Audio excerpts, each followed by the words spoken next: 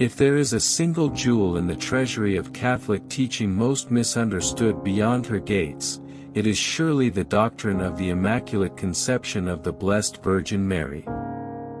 Some mistake it as a statement about the virginal conception of Christ. Others dismiss it as an unnecessary embellishment, a pious but irrelevant excess. Yet for those willing to ponder deeply, it reveals itself as one of the most exquisite signs of God's providence, a mercy so delicate and profound that it shaped not only the life of one woman but altered the course of salvation itself.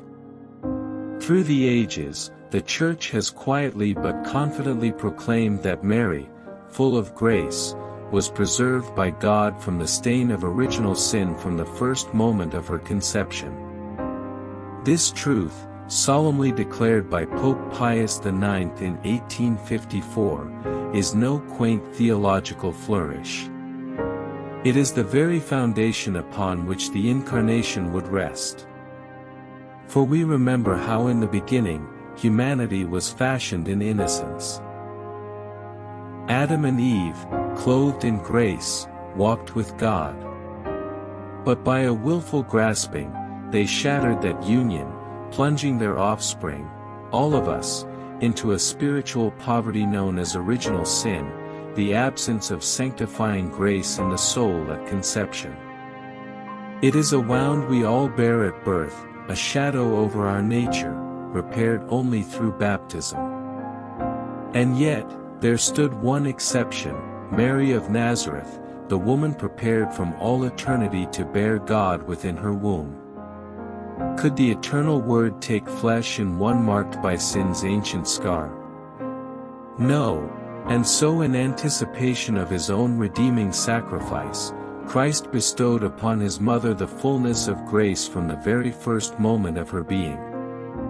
To some, this seems to place her beyond our reach, as though she were too distant, too untouched by struggles to be of use to sinners. But here, human logic stumbles. One does not scorn the strong hand extended to the drowning man because it is too steady, one grasps it. The teacher writes with ease, not to shame the child but to guide his faltering hand. Mary's sinlessness is not a wall but a bridge, and because she stands so near to God, she is able to stand so near to us. It is a grave error to think that holiness makes one ignorant of temptation. Quite the opposite. Only those who resist temptation know its true ferocity. The sinner who yields quickly to anger, lust, pride, or despair never feels the full weight of their power. It is the saint, resisting blow after blow, who understands the true nature of evil's assault. Our Lady knew temptation. Her strength was not the absence of battle, but the perfection of her victory. And herein lies our hope. If she, preserved by grace, could remain faithful amidst life's storms, then through that same grace, now offered to us by Christ and magnified through her intercession, we too may rise from our falls and walk again toward God. She, conceived immaculate, is not an unattainable ideal, but the first fruit of what humanity, redeemed by Christ, is meant to become. And we see the hand of divine providence not only in the past but also in the present life of the Church. The election of Leo XIV, in our own time, is a reminder that the same Spirit who overshadowed Mary continues to guard and guide the Church.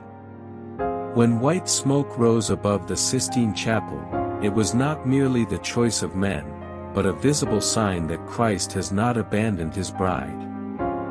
The Pope, successor of Peter, holds the keys, but Mary, Queen of Apostles, holds the heart of the Church within her maternal hands. And so, every new pontificate, like the dawn of Mary's immaculate soul, is a sign that God's mercy endures, renewing his people and preserving his promises. Just as Mary's sinless beginning heralded the coming of the Redeemer, so too does each faithful pope stand as a living pledge that God's saving work continues in our midst. Let us then draw near to this woman, immaculate and maternal, firm against temptation and tender in intercession. In our weakness, let us not resent her strength, but rejoice in it, for it is given not for herself alone but for us, her children. Through her prayers, may we learn to resist evil, to love what is good, and to one day share the radiant life she now knows in glory. O Mary, conceived without sin, pray for us who have recourse to thee.